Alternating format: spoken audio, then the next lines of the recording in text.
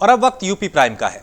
प्रधानमंत्री नरेंद्र मोदी ने 11वीं शताब्दी में बहराइच श्रावस्ती के योद्धा रहे महाराजा सुहेलदेव की प्रतिमा और स्मारक का वर्चुअल शिलान्यास किया। इस मौके पर प्रधानमंत्री ने देश के नायकों की वीर गाथा से अपनी बात शुरू की और बताया कि किस तरीके से उन्हें अनदेखा किया गया, उतना सम्मान नहीं दिया गया, इतिहास गलत तरीके से लिखा गया और क्या कुछ कहा गया, उन्हीं की जुबानी सुनते हैं।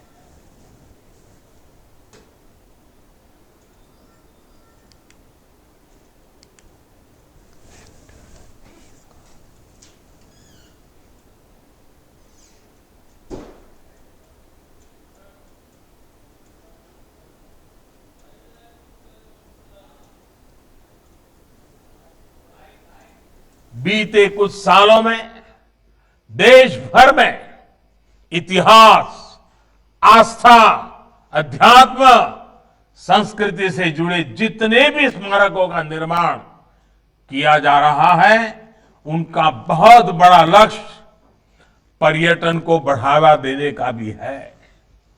उत्तर प्रदेश तो पर्यटन और तीर्थाटन दोनों के मामले में समृद्ध भी है और इसकी क्षमताएं भी अपार है।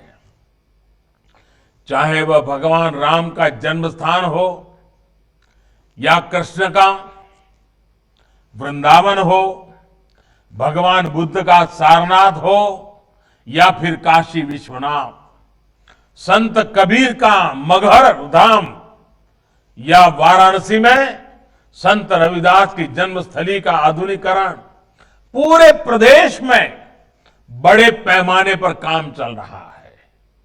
इनके विकास के लिए भगवान राम, श्री कृष्ण और बुद्ध के जीवन से संबंधित स्थलों जैसे अयोध्या, चित्रकूट, मथुरा, वृंदावन, गोवर्धन, कुशीनगर, श्रावस्ती आदि तीर्थ स्थलों पर रामायण सर्किट, आध्यात्मिक सर्किट, बौद्ध सर्किट, ऐसे अनगिनत सर्किट, इसका विकास किया जा रहा है।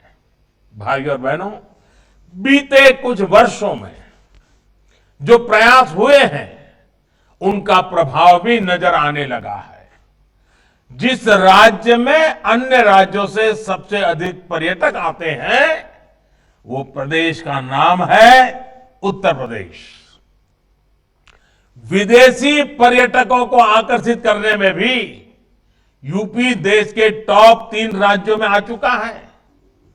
उत्तर प्रदेश में पर्यटकों के लिए जरूरी सुविधाओं के साथ साथ आधुनिक कनेक्टिविटी के साधन भी बढ़ाए जा रहे हैं।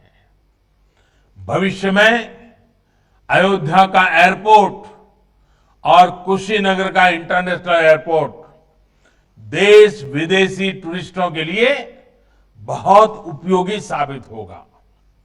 उत्तर प्रदेश में छोटे बड़े दर्जन भर एयरपोर्ट्स पर काम चल रहा है, जिसमें से कई पूर्वांचल में ही है। उड़ान योजना के तहत यूपी के अनेक शहरों उनका काम कीमत वाली हवाई सेवा से जोड़ने का अभियान चल रहा है, कम कीमत से। इसके अलावा Purvanchal expressway, Bundelkhand expressway, Ganga expressway, Gorakhpur link expressway, Ballia link expressway, ऐसी आधुनिक और चौड़ी सड़कें पूरे यूपी में बनाई जा रही हैं। और ये तो एक तरह से आधुनिक यूपी के आधुनिक इंफ्रास्ट्रक्चर की शुरुआत है। मुख्यमंत्री योगी आदित्यनाथ ने स्मारक निर्माण के लिए भूमि पूजन किया। इस मौके पर मुख्यमंत्री ने कहा कि 1000 वर्ष के बाद महाराजा सुहेलदेव का स्मरण पहली बार किसी सरकार के द्वारा हुआ है। सीएम ने कहा कि जहां कहीं भी देश के वीरों की स्मृति होगी, उनका सरकार विकास करेगी। मोदी जी उत्तर प्रदेश के इस तराई के क्षेत्र की जनता को जिनका सानिध्य और मार्गदर्शन प्राप्त हो रहा है, देश के यशस्वी प्रधानमंत्री आदरणीय नरेंद्र मोदी जी, उत्तर प्रदेश की माननीय राज्यपाल श्रीमती आनंदीबेन पटेल जी, भारतीय जनता पार्टी के प्रदेश के अध्यक्ष माननीय स्वतंत्र देव सिंह जी, प्रदेश सरकार में मेरे सहयोगी मंत्रीगण, बहराइच के प्रभारी मंत्री श्री अनिल राजभर जी, सहकारिता मंत्री श्री मुकुट बिहारी वर्मा जी, पर्यटन और संस्कृति मंत्री डॉक्टर नीलकंठ तिवारी जी, माननीय सांसद श्री बृजभूषण शरण सिंह जी, माननीय सांसद अक्षयवर लाल गौड़ जी, माननीय सांसद श्री सकलदीप राजभर जी, माननीय विधायकगण श्री सुभाष त्रिपाठी जी, श्री सुरेश्वर सिंह जी, श्रीमती अनुपमा जायसवाल जी, श्रीमती माधुरी वर्मा जी, श्रीमती सरोज सोनकर जी, पूर्व सांसद श्री पदम सेन चौधरी जी, माननीय विधायक विजय राजभर जी, और आज के इस कार्यक्रम में उपस्थित सभी माननीय जनप्रतिनिधिगण और भारी संख्या में यहां पर उपस्थित विभिन्न संगठनों और संस्थाओं से जुड़े हुए उपस्थित महानुभाव, महाराजा सुहेलदेव स्मारक समिति से जुड़े हुए हमारे पदाधिकारीगण और उपस्थित भाइयों बहनों, मैं सबसे पहले इस पूरे कार्यक्रम के प्रणेता, मार्गदर्शक, देश के यशस्वी प्रधानमंत्री जी का आप सब की ओर से, प्रदेशवासियों की ओर से हृदय से स्वागत करता हूं, अभिनंदन करता हूं। भाइयों बहनों, हम सब के लिए आज का दिन अत्यंत महत्वपूर्ण दिन है। आज ज्ञान की अधिष्ठात्री देवी मां भगवती सरस्वती का पावन दिवस है और आज का दिन इस क्षेत्र के नागरिकों के लिए अत्यंत महत्वपूर्ण दिन है। और नोएडा के जिला अस्पताल से फरार होने वाले आरोपी को पुलिस ने फिर पकड़ लिया है। आरोपी को 5 साल के एक बच्चे के अपहरण और फिर उसकी हत्या के मामले में पुलिस ने मुठभेड़ के बाद पकड़ा था। वहीं इलाज के लिए जिला अस्पताल लाने के बाद आरोपी फरार हो गया था, जिसको एक बार फिर पुलिस ने पकड़ा है। आरोपी का नाम विजय है, जिसको पुलिस ने कड़ी मशक्कत के बाद ढूंढ निकाला। वहीं आरोपी एक दिन के लिए जिला अस्पताल में कड़ी सुरक्षा के बीच रखा जाएगा, जिसके बाद उसको अगले दिन नुक्सार जेल के लिए रवाना किया जाएगा।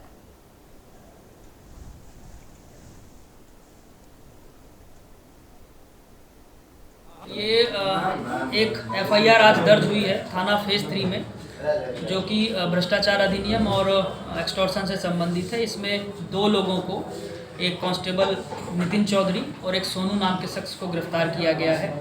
घटनाक्रम कुछ इस प्रकार का है। कल पुलिस को एक सूचना प्राप्त हुई थी कि कुछ लोगों का अपहरण कर लिया गया है और बदले में एक्सटॉर्शन मांगा जा रहा है, जिसमें तत्काल 12-22 चौकी से कुछ पुलिस स्टाफ और हमारे एसीपी साहब एक्टिव हुए और फिर उसमें 2 लोगों को पकड़ा गया। उनको पकड़ा गया तो उनके द्वारा बताया गया कि वो साइबर क्राइम थाना, जो नोएडा में स्थित है परंतु लखनऊ से संचालित होता है, उसके सब इंस्पेक्टर चेतन प्रकाश और 5 कांस्टेबल एक प्रकरण की जांच कर रहे थे। उस जांच में ये लोग सेक्टर 65 में स्थित एक कंपनी में गए, वहां से 3 लोगों को लेकर के आए और उनसे 2 लाख रुपए लिया। उसके बाद उनको छोड़ा गया।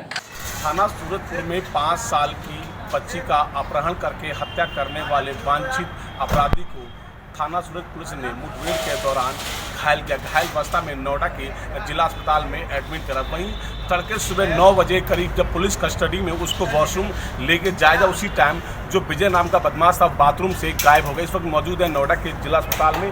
तस्वीरों में दिखाना चाहते हुए जिला अस्पताल है, जहां पे जो विजय नाम का जो अपराधी था पुलिस को चकमा दे के भाग गया। वहीं नोएडा के सभी थानों की पुलिस पूरे जिला अस्पताल को छावनी में तब्दील करा और फिर उस बदमाश को ढूंढने की फिराक लगा। वहीं कुछ ही घंटे के बाद से जो विजय नाम का जो बदमाश था, पुलिस ने उसको एक वॉल्वर से उसको निकाला।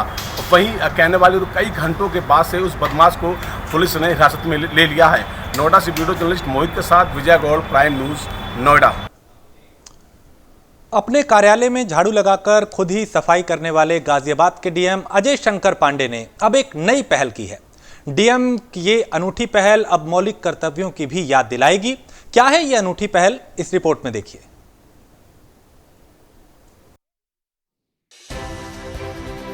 गाजियाबाद के डीएम ने धरने को कानूनी और सामाजिक ढांचे में शुरू कराने का फैसला लिया है। यही वजह है कि गाजियाबाद प्रशासन की अनूठी पहल अब मौलिक कर्तव्यों की भी याद दिलाएगी, क्योंकि ज्ञापन देने वाले को जिला प्रशासन की ओर से मौलिक कर्तव्यों का संविधान प्रदत्त पत्र भी दिया जाएगा। इस दौरान ज्ञापन देने आए लोगों ने जिलाधिकारी अजय शंकर पांडे समेत जिला प्रशासन का आभार व्यक्त किया। दरअसल जिलाधिकारी अजय शंकर पांडे ने एक अध्ययन कराया है, जिसके मुताबिक पिछले 3 महीनों में 27 धरने प्रदर्शन हुए। अलग अलग मुद्दों को लेकर धरना प्रदर्शन किए गए। जिलाधिकारी ने अब एक नई पहल की शुरुआत की है। धरने को कानूनी और सामाजिक ढांचे से शुरू कराने का फैसला लिया। प्रदर्शनकारियों को उनके मूल कर्तव्यों को भी याद दिलाया जाएगा। कलेक्ट्रेट स्थित धरना स्थल पर 2 साइन बोर्ड लगवाए गए हैं, जिसका उद्देश्य लोगों को उनके मौलिक कर्तव्यों की याद दिलाना है। ज्ञापन देने वालों को जो मौलिक कर्तव्यों का संविधान प्रदत्त पत्र दिया जाएगा, अब जरा उसके बारे में भी जान लेते हैं कि आखिर उस पर क्या लिखा है। संविधान प्रदत्त पत्र पर लिखा है कि संविधान का पालन करें, संविधान के आदर्शों, संस्थाओं, राष्ट्रध्वज, राष्ट्रगान का आदर करें, आंदोलन को प्रेरित करने वाले उच्च आदर्शों को संजोए रखें, भारत की प्रभुता, एकता और अखंडता की रक्षा करें और उसे अक्षुण्ण रखें, देश की रक्षा करें और आह्वान किए जाने पर राष्ट्र की सेवा करें, जो स्त्रियों के सम्मान के विरुद्ध है उसका त्याग करें, सामाजिक संस्कृति की गौरवशाली परंपरा का महत्व समझें, सार्वजनिक संपत्ति को सुरक्षित रखें और हिंसा से दूर रहें। गाजियाबाद जिलाधिकारी ने इस अनूठी पहल की शुरुआत कर दी है। कलेक्ट्रेट धरना स्थल पर कतिपय संगठन के लोग अपना ज्ञापन सौंपने जिलाधिकारी कार्यालय पहुंचे, जहां प्रशासन ने उनका ज्ञापन लेकर उनके मौलिक अधिकारों की याद दिलाई और प्रशासन ने मौलिक कर्तव्यों का संविधान प्रदत्त पत्र भी उनको दिया, जिसे पढ़कर ज्ञापन देने आए लोगों ने जिलाधिकारी अजय शंकर पांडे का आभार व्यक्त किया।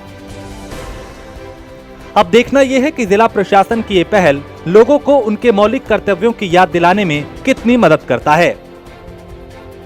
गाजियाबाद से जितेंद्र भाटी, प्राइम न्यूज। अयोध्या में राकेश टिकैत के खिलाफ संतों की नाराजगी है। हनुमान जी को आंदोलनजीवी कहने पर संतों की नाराजगी देखने को मिल रही है। तपस्वी छावनी के महंत परमदास और जगत गुरु राम दिनेशाचार्य राकेश टिकैत के बयान को उन्होंने दुर्भाग्यपूर्ण बताया। उन्हें सुनते हैं। राकेश टिकैत जो है, पहले अन्नदाता को बदनाम कर रहे थे, किसानों को बदनाम कर रहे थे, अब देवी देवताओं के प्रति यह जो है तो अज्ञानतापूर्ण बयान दे रहे हैं। हनुमान जी को जो परम राम भक्त हैं, उनको इन्होंने कहा कि सबसे बड़े आंदोलनजीवी हनुमान जी थे, उन्होंने दूसरे के लिए अपने पूंछ में आग लगवाया था। तो पहले इनको ये पता लगना चाहिए कि हनुमान जी का एक रोम भी नहीं जला था। और जो ये कह रहे दूसरे के लिए, तो हनुमान जी के लिए प्रभु श्री राम, माता जानकी दूसरे नहीं थी, उनकी आत्मा है। सभी राम भक्तों की आत्मा है प्रभु श्री राम। ये कह के राकेश टिकैत ने यह साबित कर दिया है कि वो किसानों के हित के लिए नहीं है, वो अन्नदाता के हित नहीं चाहते हैं, बल्कि वो दूसरे के मतलब वो किसान नहीं है। उन्होंने कहा दूसरे के मतलब, उनका ये बयान साबित कर रहा है कि ये कांग्रेसियों के लिए जो है ये काम कर रहे हैं, क्योंकि आदरणीय प्रधानमंत्री श्री नरेंद्र मोदी जी जो कोई भी कानून देश हित में बनाए हैं, उसमें कांग्रेस रोड़ा बनी रही। का जो बयान है निश्चित रूप से दुर्भाग्यपूर्ण है। हनुमान जी महाराज और किसी भी देवी देवता के प्रति इस प्रकार की वाक्यों का प्रयोग करना, मुझे लगता है कि ये ओछी राजनीति है। किसानों के आंदोलन आप कर रहे हैं और मोदी जी ने जो कहा है उस वाक्य को समझने का प्रयास किया जाए कि आंदोलन राष्ट्र हित के लिए होता है, समाज हित के लिए होता है। आंदोलन का अर्थ ये नहीं होता है कि समाज में झंझावात पैदा किया जाए। और फिर इस समय में भगवान के स्वरूपों को लेकर के और हनुमान जी पर ऐसी टिप्पणी करना उनकी ओछी मानसिकता को दिखाता है। तो निश्चित रूप से ऐसे लोगों पर कार्रवाई होनी चाहिए कि आने वाले समय में वो लोग ऐसी बात न कर सकें। राकेश टिकैत तो कोरोना को लेकर यूपी सरकार ने प्रेस कॉन्फ्रेंस की और इसमें क्या कुछ कहा गया, उन्हें सुनते हैं। 27 लाख 83,172 है। कोविड के रोकथाम के लिए, इससे प्रतिरक्षण के लिए, इससे बचाव के लिए वैक्सीनेशन का कार्य लगातार चल रहा है और अब अगला चरण हमारा 18 फरवरी को होगा, जब जो फ्रंटलाइन वर्कर्स हैं, जिसमें कि पुलिस, होमगार्ड, जेल और रेवेन्यू के और जो सफाई कर्मचारी हैं ग्रामीण क्षेत्रों के, शहरी क्षेत्रों के, वो सब आते हैं, जो उनके टीकाकरण का कार्य 18 तारीख को किया जाएगा। पूरे प्रदेश में यह कार्य होगा। मार्च के महीने में यह हम आशा करते हैं कि जो 50 साल से ऊपर के आयु वर्ग के लोग हैं, उनके टीकाकरण का कार्य भी मार्च के महीने में किसी समय प्रारंभ हो जाएगा। संक्रमण में निरंतर कमी आ रही है और जो संक्रमण का प्रतिशत अब दिखाई पड़ रहा है वो 0.1% के आसपास दिखाई पड़ रहा है। लेकिन संक्रमण समाप्त नहीं हुआ है, अभी भी संक्रमण है और लापरवाही बरतने से संक्रमण की तीव्रता में, संक्रमण के प्रतिशत में वृद्धि होने की संभावना से इनकार नहीं किया जा सकता है। इसलिए किसी भी प्रकार की लापरवाही बिल्कुल भी इस समय ठीक नहीं है। जब तक कि आपको टीका नहीं लग जाता और आप पूर्णतः सुरक्षित नहीं हो जाते 2 डोज लगवाने के बाद और शरीर में आपके इम्यूनिटी डेवलप होने के बाद, तब तक सावधानी निरंतर बरतते रहिए। और जो सावधानियां आप कोविड से बचने के लिए बरतते हैं, इससे आप और भी अन्य कई बीमारियों से बचते हैं, जैसे कि जो क्षय रोग की बीमारी है, ट्यूबरकुलोसिस, उससे भी आप उन सावधानियों से बचते हैं। आप H1N1 स्वाइन फ्लू से भी बचते हैं और आपको डायरिया, डिसेंट्री से भी इसमें बचाव होता है, क्योंकि इसके लिए आप हाथ को अपने बार बार साफ करते हैं, अपने मुंह और नाक को ढककर रखते हैं मास्क से, रुमाल से, गमछे से, दुपट्टे से, और लोगों से 2 गज की दूरी बनाते हैं। इससे और भी संक्रामक बीमारियों से हमारा बचाव होता है। तो न केवल कोविड बल्कि अन्य और कई बीमारियों से भी हमारा बचाव होता है। तो ये सावधानियां बरतते रहिए और जो कुछ अन्य बातें भी शुरू से हम आपसे कहते रहे हैं, उन्हें भी करते रहिए, जिसमें कि शरीर की प्रतिरोधक क्षमता को बढ़ाने के लिए प्राणायाम करना, व्यायाम करना, योगासन करना और नीम की पत्तियों का सेवन करना, तुलसी दल, अदरक, काली मिर्च के काढ़े का सेवन करना, गर्म पानी का सेवन करना, गर्म पानी में नमक डालकर उससे गरारा करना, अजवाइन का अर्क लेना, इन सब चीज़ों को भी अपने जीवन का हिस्सा बनाएं, आदत बना कर रखें। इससे आपके शरीर की प्रतिरोधक क्षमता बढ़ती है और न केवल कोविड बल्कि और भी कई बीमारियों से आपका शरीर लड़ पाता है, आपका शरीर उन पर विजय प्राप्त कर पाता है। तो अगर कोई भी मन में दुविधा हो, शंका हो, हमारे हेल्पलाइन नंबर 1800-180-5145 पर फ़ोन करिए। और ये ध्यान रखिए कि अगर जरा सा भी लगे कि लक्षण आ रहे हैं, संकोच नहीं कीजिएगा, कोई लज्जा की बात नहीं है, हीन भावना की बात नहीं है, तत्काल अपनी जांच करवाइएगा। जांच की व्यवस्था और इलाज की व्यवस्था सरकार की ओर से बिल्कुल निःशुल्क है।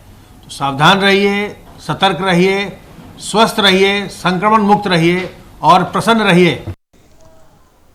जिलाधिकारी अभिषेक प्रकाश ने संपूर्ण समाधान दिवस पर सदर तहसील पहुंचकर जनता की समस्याओं को सुना और शिकायत समाधान के लिए रियलिटी चेक भी किया और इसमें कई शिकायतें उन तक पहुंची। कईयों का उन्होंने मौके पर ही समाधान किया और कईयों का जल्द निर्देश दिया कि जल्द से जल्द समाधान होना चाहिए।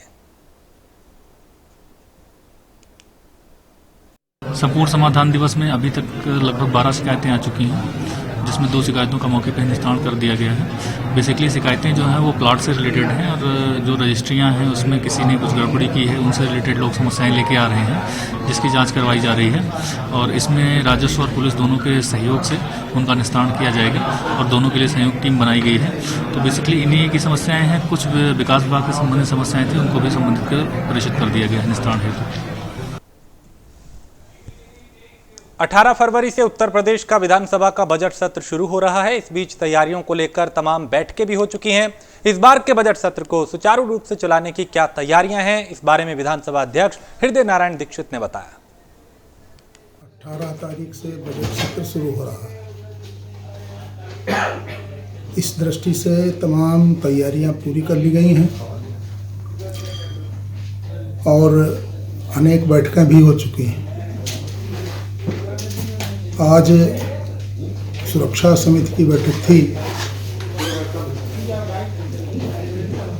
प्रदेश के पुलिस विभाग के, गृह विभाग के वरिष्ठ अधिकारियों ने हिस्सा लिया और सत्र के दौरान विधानसभा के आसपास शांति व्यवस्था बनाए रखने पर विचार व्यक्त हुए और एक अच्छी व्यवस्था बनाई गई। कल कार्यमंत्रणा समिति की बैठक होगी, जिसमें एजेंडा के अनुसार कार्यक्रम तय होंगे। सत्ता पक्ष और विपक्ष की सहमति से विधेयकों का लिया जाना, बजट सत्र में कैसे बोला जाएगा, कितनी देर, इस तरह की तमाम प्रैक्टिकल बातें भी हम लोग कल करेंगे। कई विधेयक हैं, बजट है, तो बड़ा सत्र है ये 2 बैठकें हम लोग कल करने वाले हैं। सायंकाल हमने सभी दलों के अध्यक्षों को बुलाया है, नेताओं को,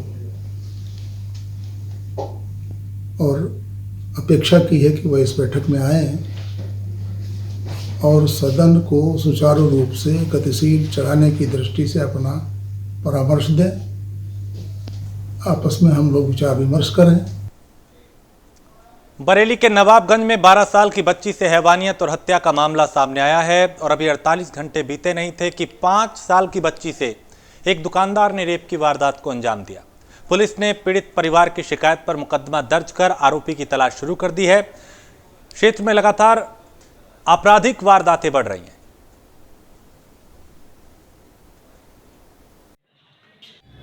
थाना क्षेत्र नवाबगंज में 14 फरवरी को एक बालिका एक परचून की दुकान पर सामान खरीदने गई थी, जहां पर परचून के दुकानदार ने उस नाबालिग लड़की के साथ में दुष्कर्म किया।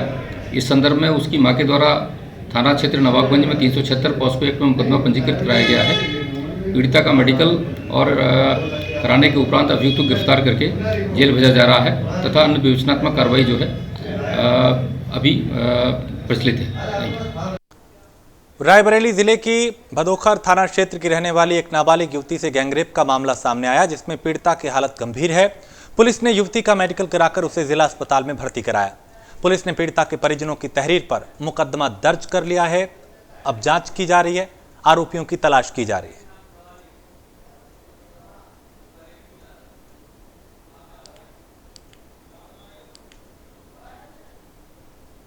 कौन है आपकी? ये हमारी बहन है। क्या घटना हुई इनके साथ? घटना सर ये हुई कि 2 साल पहले गैप हुई थी, तो हम लोग थाने में गए थे, वहाँ से भी कोई कार्रवाई नहीं हुई। फिर अभी इस महीने 6 तारीख को एप्लीकेशन आया, उसके ज़रिए हम लोगों को पता चला। फिर हम लोग नरेली थाना गए, बांधा, वहाँ से फिर लेके आए। फिर तो 10 तारीख को FIR लिखी गई है। किस चीज़ की FIR लिखी गई है? क्या रहा है मामला? मामला सर ये रहा कि लड़की बता रही कि हमको कुछ खिला पिला के ले गए हैं और हमारी जबरन दूसरे शादी करवा दी गई है और फिर उसके बाद हमें मारते पीटते हैं, गलत करते हैं। गलत काम भी हुआ था? हाँ। वाराणसी न्यायालय में बीजेपी सांसद मनोज तिवारी के विवादित बयान पर महानगर अध्यक्ष राघवेंद्र चौबे और प्रदेश उपाध्यक्ष कांग्रेस विधि प्रकोष्ठ अशोक सिंह द्वारा परिवाद दर्ज कराया गया है, जिस पर 26 फरवरी को सुनवाई होगी। इस अवसर पर बड़ी संख्या में कांग्रेस कार्यकर्ता और अधिवक्ता उपस्थित रहे।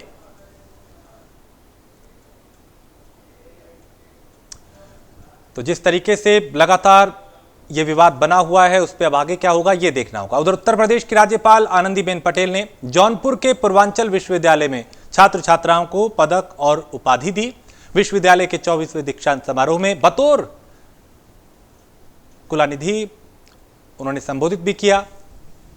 तो कुलाधिपति उन्होंने संबोधित किया और इस दौरान उन्होंने विश्वविद्यालय में युवाओं के चरित्र निर्माण पर जोर देने को कहा। और इसी के साथ इस बुलेटिन में फिलहाल इतना ही। देश प्रदेश की बाकी खबरों के लिए आप देखते रहिए प्राइम न्यूज़।